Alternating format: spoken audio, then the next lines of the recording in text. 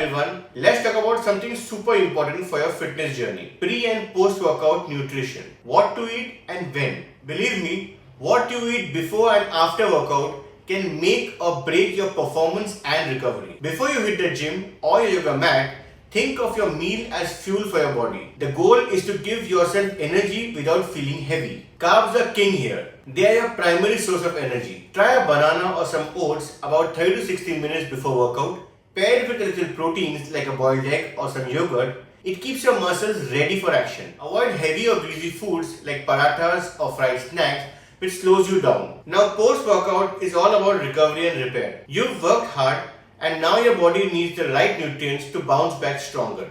Protein is the start. Within 30 minutes of your workout, have a protein shake, egg or paneer.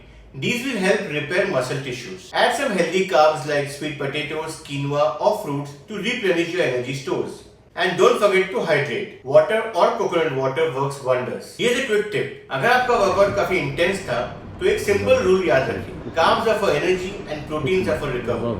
Fuel smart, recover better and see the difference in your energy and results. Stay healthy, keep shining. Thanks for watching.